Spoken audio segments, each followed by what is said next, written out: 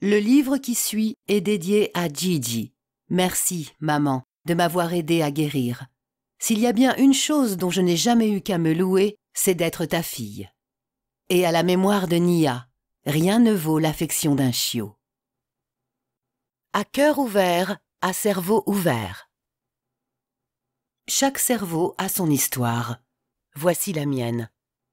Il y a 10 ans, je menais des recherches à la faculté de médecine de Harvard, la Harvard Medical School, en enseignant l'anatomie de l'encéphale à de jeunes médecins. Le 10 décembre 1996, ce fut à mon tour de recevoir une leçon. Ce matin-là, un accident vasculaire cérébral d'un type assez rare s'est produit dans mon hémisphère gauche. Une hémorragie due à une malformation congénitale jamais diagnostiquée des vaisseaux sanguins qui irriguent mon cerveau s'est déclarée sans prévenir. En moins de 4 heures, la neuroanatomiste que je suis a été le témoin abasourdi de la dégradation de ses facultés mentales. À la fin de la matinée, je ne savais plus marcher, ni parler, ni lire, ni écrire, et je ne me rappelais même plus à quoi ressemblait mon existence. Recroquevillé en position fœtale, je me suis senti capituler face à la mort. Pas un instant il ne m'est venu à l'idée qu'un jour, l'occasion me serait donnée de raconter mon aventure. Voici donc le récit de mon odyssée dans les abîmes insondables de mon esprit muet, où une profonde quiétude a envahi mon être tout entier. Mon expérience personnelle ne saurait ici se dissocier de mon savoir universitaire. À ma connaissance, aucun neuroanatomiste n'avait encore témoigné de son rétablissement complet à la suite d'une grave hémorragie cérébrale. Je me réjouis de penser que mon récit connaîtra une large diffusion et qu'il bénéficiera aussi au plus grand nombre possible de lecteurs. Aujourd'hui, je me félicite d'être encore en vie et me réjouis des moments qu'il me reste à passer sur cette terre. Ce qui m'a donné la volonté de guérir envers et contre tout, ce sont les gens merveilleux qui m'ont tendu la main en me témoignant une affection inconditionnelle. Si jusqu'au bout je suis resté fidèle à mon projet, c'est pour la jeune femme qui m'a contacté, au désespoir de ne pas comprendre pourquoi sa mère, emportée par un AVC, n'a pas eu la présence d'esprit d'alerter les secours. Et aussi pour un délicieux monsieur d'un certain âge qui s'inquiétait de voir souffrir son épouse dans le coma. Je me suis attelé à la tâche, en compagnie de ma fidèle chienne, Nia, blottie sur mes genoux, en pensant aux aides-soignants qui m'ont sollicité en quête de conseils ou d'un regain d'espoir. J'ai mené à son terme la rédaction de ce livre dans l'intérêt des 700 000 personnes qui subiront un AVC cette année aux États-Unis, sans oublier bien sûr leurs familles. Mes efforts de ces 10 dernières années n'auront pas été vains pour peu que mon chapitre sur le matin de l'AVC permette à une seule d'entre elles d'identifier ses symptômes et d'appeler les secours avant qu'il ne soit trop tard. Mon livre se compose de 4 parties. La première, ma vie avant l'AVC, vous présente le docteur Jill Bolte Taylor avant que son cerveau ne se mette en veilleuse. J'y évoque ce qui m'a incité à mener des recherches sur l'encéphale, mon parcours universitaire, les causes qui me tiennent à cœur, ainsi que ma quête personnelle. À l'époque, je vivais à 200 à l'heure.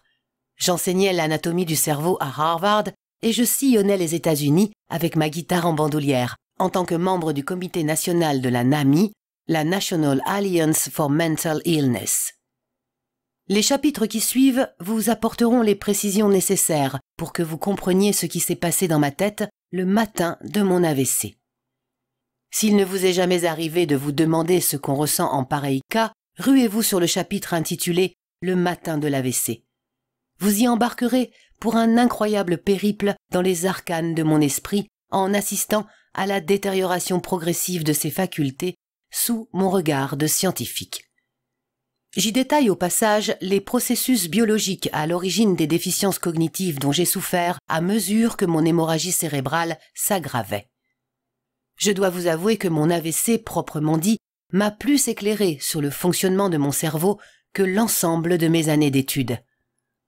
Au bout de quelques heures, je suis passé par un état de conscience modifié où il me semblait ne plus faire qu'un avec le reste de l'univers, ce qui m'a permis de comprendre de quelle partie de notre cerveau dépend notre capacité à connaître un état mystique.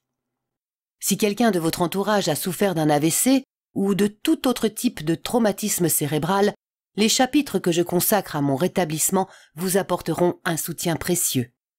J'y raconte ma guérison, pas à pas, en fournissant plus de 50 conseils sur ce qui m'a semblé nécessaire ou pas pour me rétablir. Pour plus de commodité, vous retrouverez ma liste de recommandations en appendice. Je souhaite de tout mon cœur que vous la diffusiez auprès de tous ceux que vous estimerez susceptibles d'en bénéficier. Enfin, je conclurai en vous faisant part de ce que mon AVC m'a appris sur le fonctionnement de mon cerveau. Vous comprendrez à ce moment-là que le livre que vous écoutez ne traite pas vraiment des AVC. En réalité, mon AVC a eu pour moi valeur de révélation. Ce qui m'intéresse avant tout, c'est l'admirable résilience du cerveau humain et sa faculté de recouvrer ses fonctions en s'adaptant en permanence au changement. En dernier ressort, mon livre décrit l'odyssée de ma conscience dans mon hémisphère droit, où une profonde quiétude m'a envahi. Si j'ai choisi de ramener mon hémisphère gauche à la vie, c'est aussi dans l'espoir d'aider d'autres que moi à connaître la paix intérieure, sans qu'ils aient pour autant à subir le traumatisme d'un AVC. Quoi qu'il en soit, j'espère du fond du cœur que vous ne serez pas déçus du voyage. « 1. Ma vie avant l'AVC.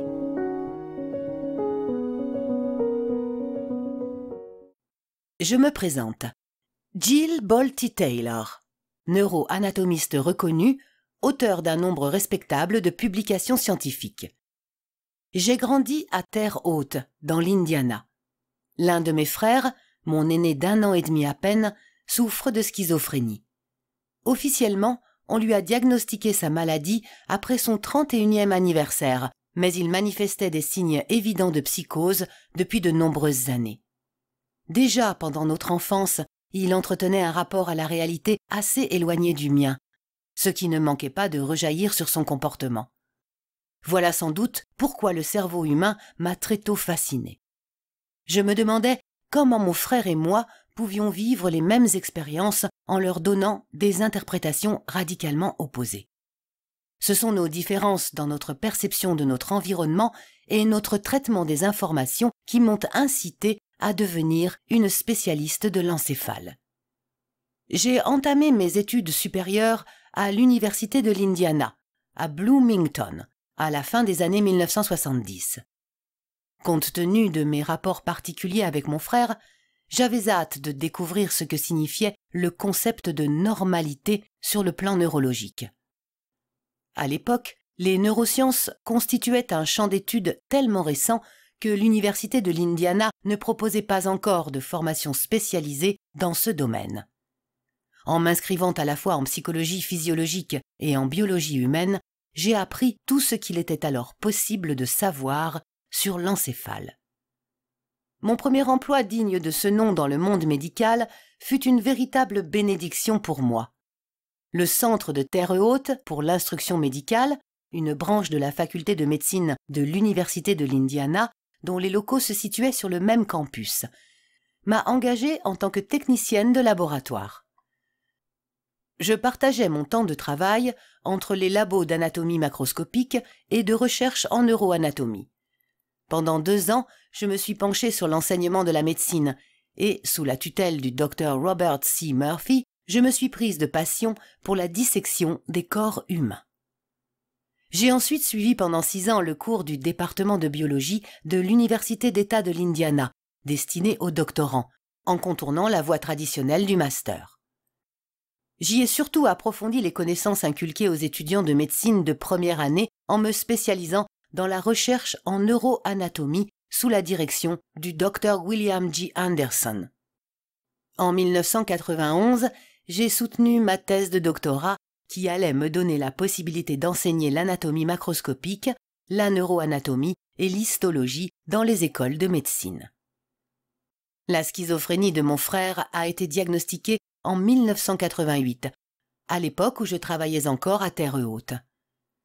D'un point de vue biologique, mon frère est la créature la plus proche de moi qui existe dans tout l'univers. Il me tenait à cœur de comprendre pourquoi moi, je parvenais à établir une distinction entre mes fantasmes et la réalité, et pas lui. Qu'est-ce qui, dans le cerveau de mon frère, l'empêchait de cantonner ses rêves à son monde intérieur, au point que ceux-ci se changeaient en hallucinations? Décidément, j'avais hâte de poursuivre mes recherches sur la schizophrénie. À ce moment-là, l'opportunité m'a été donnée d'entamer un post-doctorat au département des neurosciences de la faculté de médecine de Harvard. Pendant 2 ans, avec le docteur Roger Tootell, je me suis intéressé à la localisation de l'aire médiotemporale, ou aire visuelle V5, dans la partie du cortex visuel qui détecte les mouvements.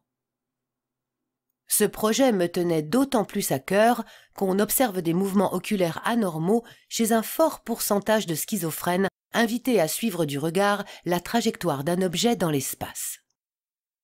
Après avoir aidé Roger à identifier l'aire visuelle V5 au niveau anatomique de l'encéphale, j'ai écouté ce que me dictait mon cœur en postulant au département de psychiatrie de la faculté de médecine de Harvard. Mon objectif consistait à rejoindre à l'hôpital McLean l'équipe du Dr Francine M. Bennis, une experte mondialement reconnue de l'étude post-mortem de l'encéphale et de ses rapports à la schizophrénie. Je ne voyais pas, à l'époque, de meilleurs moyens de contribuer au soulagement de ceux qui souffraient des mêmes troubles mentaux que ceux de mon frère. La semaine qui a précédé ma prise de poste à l'hôpital McLean, mon père, Hal et moi nous sommes rendus à la conférence annuelle de l'Alliance nationale pour la maladie mentale à Miami.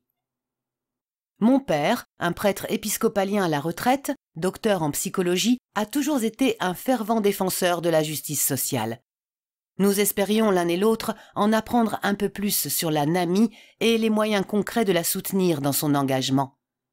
La NAMI est la principale association des États-Unis à venir en aide aux personnes atteintes de troubles mentaux. À l'époque, la NAMI comptait environ 40 000 familles adhérentes, c'est-à-dire dont un membre au moins souffrait d'une maladie psychiatrique.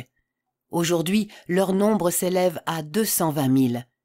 Il existe en outre plus de 1100 branches locales de la NAMI qui, d'un bout à l'autre des États-Unis, assurent un soutien psychologique quotidien à leurs membres. La conférence de Miami a marqué un tournant dans ma vie. 1,5 millier de personnes souffrant de maladies psychiques, accompagnées de leurs proches, s'y sont réunies pour discuter ensemble des difficultés qu'elles rencontraient au quotidien. Avant de faire la connaissance de frères ou de sœurs d'individus atteints de troubles mentaux, je ne me rendais pas compte à quel point la souffrance de mon frère m'avait marqué. En quelques jours, je me suis découvert une seconde famille. Ceux que j'ai rencontrés partageaient à la fois mon inquiétude à l'idée de voir mon frère perdre contact avec la réalité et mon envie de me battre pour qu'il reçoive des soins dignes de ce nom. Ensemble, nous voulions lutter contre l'injustice sociale qui frappe les malades, dont la société a hélas tendance à stigmatiser les troubles, en éclairant le grand public sur l'origine biologique des psychoses. Surtout, il nous tenait à cœur de soutenir la communauté scientifique dans ses efforts pour découvrir un remède aux maladies mentales. En un sens, je me suis trouvé là où il fallait, au moment où il fallait. En tant que neuroanatomiste et en tant que sœur d'un schizophrène, je désirais à tout prix aider ceux qui partageaient les souffrances de mon frère. À ce moment-là, j'ai découvert une cause qui méritait que je me dépense sans compter. La semaine suivante, je suis arrivée à l'hôpital McLean gonflée à bloc et impatiente de participer aux recherches du laboratoire de neurosciences que dirigeait le docteur Francine Bennis. Je trépignais à l'idée de me lancer dans l'étude post-mortem des causes biologiques de la schizophrénie. Francine, que je surnomme affectueusement la reine de la schizophrénie, est quelqu'un de fabuleusement efficace, méticuleux et d'une persévérance admirable. Le simple fait de la regarder réfléchir en analysant le résultat de ses découvertes a été pour moi un immense privilège, accompagné d'un incontestable bonheur. En résumé, mon nouveau poste me semblait un rêve devenue réalité. L'étude des cerveaux des schizophrènes m'a donné le but qui me manquait jusque-là dans la vie. Mon premier jour de travail, Francine m'a toutefois sapé le moral en m'informant d'un manque chronique de tissus cérébraux à disséquer, compte tenu de la rareté des dons de cerveau de malades mentaux. Je n'en croyais pas mes oreilles. Je venais de passer près d'une semaine à la conférence de la NAMI auprès de centaines de personnes dont l'un des proches au moins souffrait d'une grave maladie mentale. Le Dr Lou Jude, ancien directeur de l'Institut national pour la santé mentale, avait animé une table ronde où plusieurs scientifiques nous avaient parlé de leurs recherches. Les membres de la NAMI mettaient un point d'honneur à se tenir au courant de l'évolution des connaissances sur l'encéphale. Dans ces conditions, la pénurie de tissus cérébraux défiait mon entendement. Elle ne pouvait, selon moi, résulter que d'un manque d'information. Il me semblait hors de doute qu'une fois les adhérents de la NAMI au courant du problème, ils encourageraient les dons de cerveau au sein de l'organisation. L'année suivante, en 1994, j'ai été élu membre du comité national de la NAMI. Me retrouver au service de cette fantastique organisation fut pour moi un immense honneur, mais aussi une lourde responsabilité. Bien entendu, il me tenait surtout à cœur de sensibiliser les adhérents à l'urgence des dons de cerveau, compte tenu du manque de tissus nécessaires aux scientifiques pour mener à bien leurs recherches. À l'époque, les membres de la NAMI étaient en moyenne âgés de 67 ans. Je ne me sentais pas peu fière d'être la plus jeune élue du comité à 35 ans. J'avais de l'énergie et de l'enthousiasme à revendre. Mon nouveau statut au sein de la NAMI m'a amené à prononcer des allocutions au rassemblement annuel des branches locales de l'Alliance d'un bout à l'autre des États-Unis. Avant que je ne me lance dans l'aventure, la Banque des cerveaux de Harvard, dont les locaux jouxtaient d'abord le labo du Dr Bennis, recevait, bon an mal an, moins de 3 cerveaux de malades mentaux, ce qui suffisait à peine aux travaux de Francine, et ne permettait pas à la Banque des cerveaux de fournir des tissus aux autres labos qui en réclamaient. Au bout de quelques mois passés à sillonner les États-Unis, en sensibilisant les membres de la NAMI au problème, j'ai vu le nombre de dons augmenter peu à peu. Actuellement, celui-ci tourne autour de 25 à 35 cerveaux par an, mais la communauté scientifique en aurait bien besoin de 3 ou 4 fois autant. Je me suis très vite aperçu que l'idée d'un don de cerveau mettait une partie de mon public mal à l'aise. Quand j'abordais le sujet, une sorte d'illumination se produisait chez mes auditeurs qui se récriaient aussitôt « Mince alors, c'est mon cerveau qu'elle veut !» Je leur répondais « Oui, mais ne vous inquiétez pas, rien ne presse !» Pour combattre les réticences de mon auditoire, j'ai composé un petit couplet sur la Banque des cerveaux que j'ai entonné dans tous les États-Unis en m'accompagnant à la guitare. Quand la tension dans la salle devenait palpable, je sortais ma guitare et me mettais à chanter. Les paroles de ma composition étaient assez foldingues pour que l'ambiance se détende et que mes auditeurs laissent parler leur cœur en se montrant réceptifs à mon message. Mon engagement auprès de la NAMI a donné un sens à ma vie. Quant à mon travail au labo du Dr Bennis, je n'avais qu'à m'en louer. Mon premier projet de recherche consistait à élaborer avec Francine un protocole qui nous permettait de visualiser dans un seul et même morceau de tissu cérébral les récepteurs de 3 neurotransmetteurs différents, c'est-à-dire de 3 sortes de substances chimiques permettant aux cellules de l'encéphale de communiquer entre elles. Notre réussite marquerait un grand pas en avant pour la science, dans la mesure où les antipsychotiques les plus récents sont censés agir sur plusieurs neurotransmetteurs à la fois. Nous comprendrions mieux leur délicate interaction en repérant les 3 types de récepteurs différents dans le même tissu. Nous voulions nous former une idée plus précise du câblage de l'encéphale, en découvrant quelles cellules communiquent à l'aide de quelle quantité de telles substances chimiques dans telle région du cerveau. En repérant les différences au niveau cellulaire entre les cerveaux de malades mentaux et ceux témoins d'individus dits normaux, nous aiderions la communauté médicale à mettre au point un traitement efficace des troubles psychiques. Au printemps 1995, nos recherches firent la une du Biotechnics Journal et, en 1996, elles me valurent le prestigieux prix Myself du département de psychiatrie de la faculté de médecine de Harvard. En résumé, mon travail me plaisait énormément et je me réjouissais d'en faire profiter la grande famille de l'ANAMI. Puis, alors que, la trentaine largement entamée, je m'épanouissais sur le plan professionnel autant que personnel, l'impensable s'est produit. D'un seul coup, mon avenir qui s'annonçait pourtant prometteur a volé en éclats. À mon réveil, le 10 décembre 1996, j'ai compris que je souffrais d'une lésion au cerveau. J'ai subi un AVC. En l'espace de 4 heures, j'ai assisté à la dégradation de mes facultés mentales et de la capacité de mon cerveau à traiter les informations que lui transmettaient mes sens. Une hémorragie d'un type assez rare m'a handicapé au point qu'à la fin de la matinée, je ne savais plus marcher, ni parler, ni lire, ni écrire, ni même à quoi ressemblait jusque-là mon existence. Vous piaffez sans doute d'impatience à l'idée de découvrir enfin le récit de ma singulière expérience. J'ai toutefois tenu à vous fournir quelques précisions scientifiques dans les chapitres 2 et 3, afin de vous faciliter la compréhension de ce qui m'est arrivé. Je vous en prie, ne vous laissez pas intimider. J'ai fait de mon mieux pour que mon texte reste d'un abord facile, en y ajoutant des croquis simplifiés de l'encéphale qui vous aideront à vous former une idée des traumatismes anatomiques responsables de mon expérience. Si vous souhaitez sauter ces chapitres, libre à vous, mais n'hésitez surtout pas à vous y reporter par la suite. Je vous encourage toutefois à les écouter dès maintenant, car, selon moi, ils vous permettront de mieux saisir ce qui s'est passé dans ma tête le jour de mon AVC.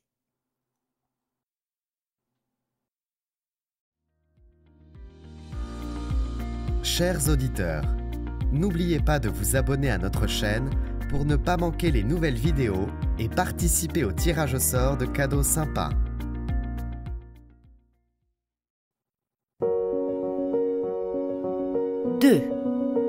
Quelques éléments de compréhension.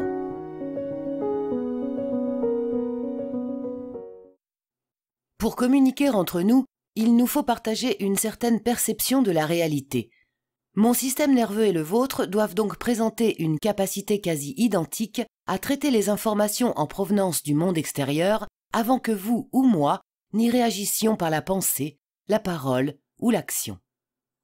L'apparition de la vie sur Terre fut un événement en tout point remarquable. La naissance du premier organisme monocellulaire a coïncidé avec une nouvelle ère du traitement de l'information au niveau moléculaire. La combinaison d'atomes le long de brins d'ADN, acide désoxyribonucléique, ou d'ARN, acide ribonucléique, a rendu possible l'enregistrement codé de données stockées en vue de leur réutilisation future. Les minutes ont cessé de succéder aux heures sans laisser de traces et, en associant un continuum temporel à une double hélice de molécules, la première cellule vivante est parvenue à jeter un pont sur le temps. Les cellules n'ont pas tardé ensuite à se diversifier et à s'assembler avant de produire au final des individus comme vous et moi. Si l'on en croit la plupart des dictionnaires, toute évolution biologique correspond au développement d'une forme d'organisation cellulaire primitive vers une autre plus complexe.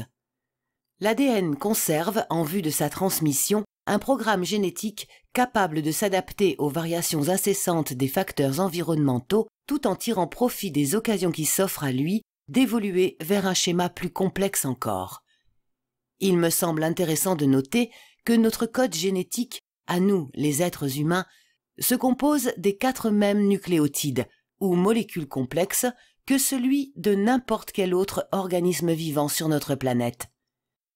Notre ADN nous apparente aux oiseaux, aux reptiles, aux amphibiens, aux autres mammifères et même aux plantes.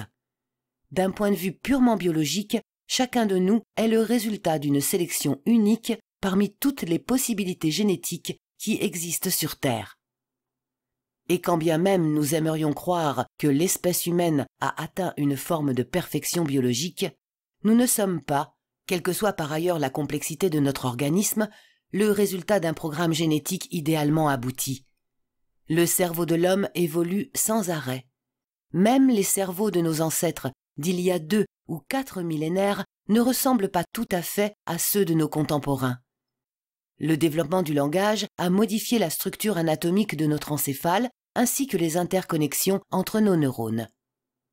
La plupart des cellules de notre corps meurent avant leur remplacement toutes les quelques semaines ou plus. À l'inverse, les neurones, les cellules de base de notre système nerveux, ne se multiplient pratiquement plus après notre naissance, ce qui signifie que la majorité des neurones à votre disposition aujourd'hui sont aussi vieux que vous. La longévité de nos neurones explique en partie la continuité de notre sentiment d'identité d'un bout à l'autre de notre vie. Mais si les cellules de notre cerveau ne se remplacent jamais, leur connexion, elle, se modifie au fil du temps en fonction de notre vécu. Le système nerveux d'un être humain se compose d'1 millier de milliards de cellules. Il faudrait ainsi multiplier par 166 les 6 milliards d'habitants que compte notre planète pour obtenir le nombre de cellules qui, en s'associant les unes aux autres, ne constituent au final qu'un seul et unique système nerveux. Notre organisme ne se réduit évidemment pas à notre système nerveux. Un corps d'homme adulte comporte en moyenne 50 milliers de milliards de cellules, soit 8333 fois plus que les 6 milliards d'êtres humains qui peuplent la Terre. Le plus fabuleux reste que cet immense assemblage de cellules osseuses, musculaires, sensorielles, etc., concourt à nous maintenir en bonne santé, du moins la plupart du temps. L'évolution biologique va presque toujours dans le sens d'une complexité croissante. La nature, en cela fort efficace, évite de réinventer la roue, c'est-à-dire de revenir sur ses acquis à chaque création d'une nouvelle espèce. À partir du moment où une séquence donnée du patrimoine génétique contribue à la survie de la créature qui en est porteuse, en présidant à la formation en elle d'un cœur qui améliore la circulation de son sang, d'une glande sudoripare qui régule la température de son organisme, ou d'un globe oculaire qui lui permet de voir, celle-ci se transmettra même en cas de permutation ultérieure de l'ADN. En somme, chaque nouvelle espèce reprend à son compte un ensemble de séquences génétiques éprouvées par le temps en lui ajoutant un nouveau morceau d'ADN. La nature dispose ainsi d'un moyen simple mais efficace de transmettre à son innombrable progéniture les fruits de sa longue expérience. L'avantage d'ajouter sans cesse de nouveaux étages à un édifice génétique ayant déjà fait ses preuves, c'est que d'infimes modifications de l'ADN suffisent à produire des transformations essentielles du point de vue de l'évolution. Croyez-le ou pas, mais il est scientifiquement établi que nous partageons 99,4% de notre ADN avec les chimpanzés. Il ne faudrait pas en déduire pour autant que nous autres humains descendons en droite ligne de nos amis qui se balancent aux branches des arbres. Ce qui donne sa valeur à notre patrimoine génétique n'en reste pas moins le fruit d'une évolution plurimillénaire de la nature. La combinaison de nos molécules d'ADN ne résulte pas d'un hasard, du moins pas entièrement, mais de la quête sans fin d'une forme de perfection génétique par la nature. En tant que représentants de l'espèce humaine, vous et moi possédons 99,99% de gènes identiques. L'évidente diversité qui se manifeste au sein de notre seule espèce nous autorise à supposer que l'infime pourcentage de gènes dissemblables d'un individu à l'autre suffit à expliquer des différences essentielles dans leur apparence, leur comportement et leur mode de pensée. Consultez l'annexe, la figure numéro 1. Elle montre les hémisphères droit et gauche. La partie de notre cerveau qui nous distingue des autres mammifères n'est autre que notre cortex cérébral aux nombreux sillons et circonvolutions. D'autres mammifères possèdent également un cortex cérébral, mais celui des êtres humains est à peu près 2 fois plus volumineux, ce pourquoi l'on estime d'ailleurs qu'il fonctionne d'autant mieux. Notre cortex cérébral se divise en 2 hémisphères aux fonctions complémentaires. Nota bene, l'ensemble des croquis qui figurent dans ce livre représentent la partie frontale du cerveau à gauche. Consultez l'annexe, la figure numéro 2, qui montre le corps calleux. Les deux hémisphères communiquent par une sorte d'autoroute de l'information, le corps calleux. En dépit de leur spécificité, liée au type de données que chacun d'eux traite, les deux hémisphères, reliés l'un à l'autre, nous fournissent une perception unique et continue de la réalité. En ce qui concerne l'anatomie microscopique complexe et le câblage de nos cortex cérébraux, la variété constitue la règle et non l'exception, ce qui explique pour une large part les différences de personnalité d'un individu à l'autre en dépit de la grande similitude de l'anatomie macroscopique de leur cerveau, et bien qu'en somme, le vôtre ressemble beaucoup au mien. La répartition à leur surface des circonvolutions et des sillons donne à nos cerveaux la même apparence, la même structure et, en dernière analyse, la même fonction. Chacun de nos deux hémisphères cérébraux comporte ainsi une circonvolution temporale supérieure, des circonvolutions précentrales et postcentrales, une circonvolution pariétale ascendante, ainsi qu'une circonvolution occipitale latérale, pour n'en citer que quelques-unes. Celles-ci se composent à leur tour de groupes de cellules aux connexions et aux fonctions tout à fait spécifiques. Consultez l'annexe, la figure numéro 3. Elle montre la circonvolution postcentrale. Les cellules de la circonvolution postcentrale nous donnent conscience des stimuli qui bombardent nos sens, alors que celles de la circonvolution précentrale déterminent notre aptitude à mouvoir les différentes parties de notre corps. Dans votre cerveau, comme dans le mien, l'information nerveuse circule entre les divers ensembles de cellules corticales par les mêmes voies.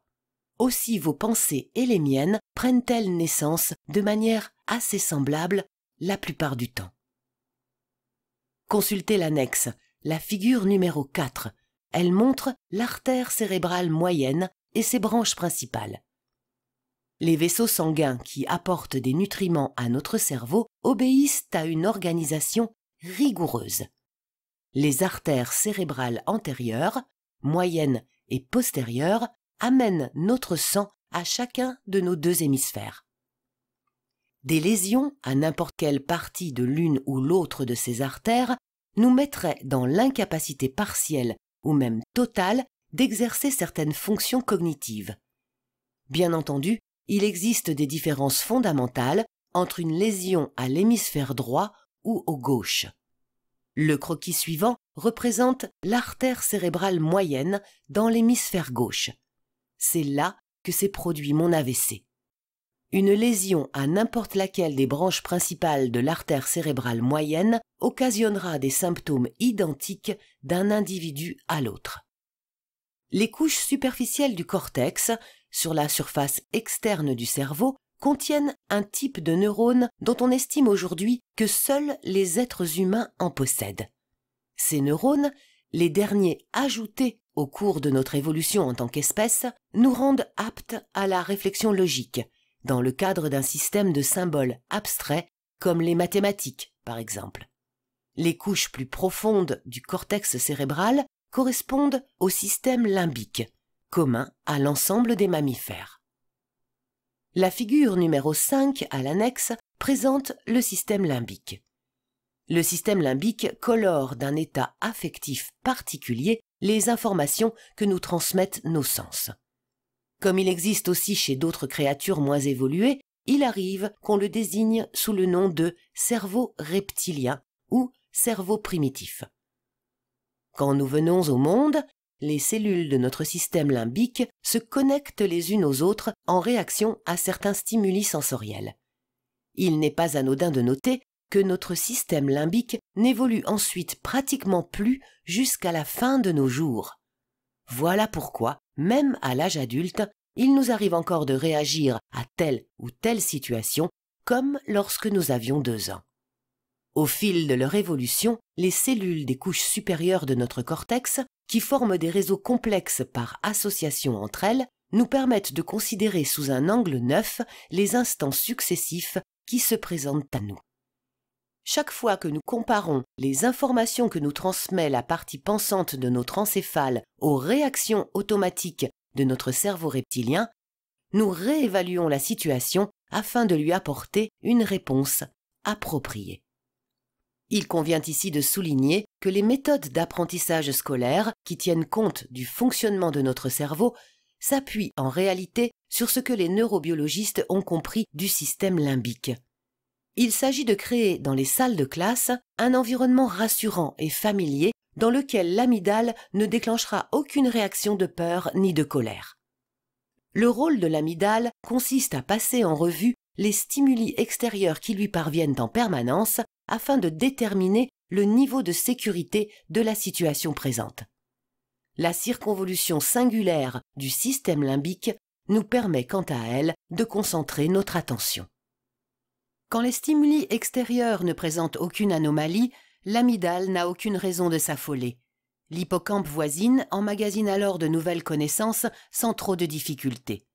Toutefois, dès que des stimuli inhabituels ou menaçants parviennent à notre amygdale, notre anxiété augmente et nous ne pensons plus qu'à nous protéger au détriment des facultés de mémorisation de notre hippocampe. Notre système limbique décortique en permanence les informations que nous transmettent nos sens. Lorsque notre cortex cérébral reçoit un message en vue d'une réflexion approfondie, nous lui avons déjà associé un sentiment, de la peine ou du plaisir par exemple. Bien que beaucoup d'entre nous se plaisent à se considérer comme des créatures pensantes, douées de sentiments, d'un point de vue biologique, nous sommes plutôt, et à l'inverse, des créatures sensibles capables de penser. Compte tenu de la multiplicité d'acceptions du verbe « sentir », j'aimerais préciser où les diverses sensations et sentiments prennent naissance dans notre cerveau. La tristesse, la joie, la colère, la frustration ou l'enthousiasme émanent de notre système limbique. Sentir un objet au creux de la main correspond en revanche à une expérience tactile ou kinesthésique qui repose sur le toucher en activant la circonvolution post-centrale du cortex cérébral. Merci d'avoir écouté ce livre audio. Vous pouvez écouter la version intégrale du livre en suivant le lien dans la description. N'oubliez pas de vous abonner à notre chaîne, cliquez sur j'aime et laissez un commentaire pour participer au tirage au sort.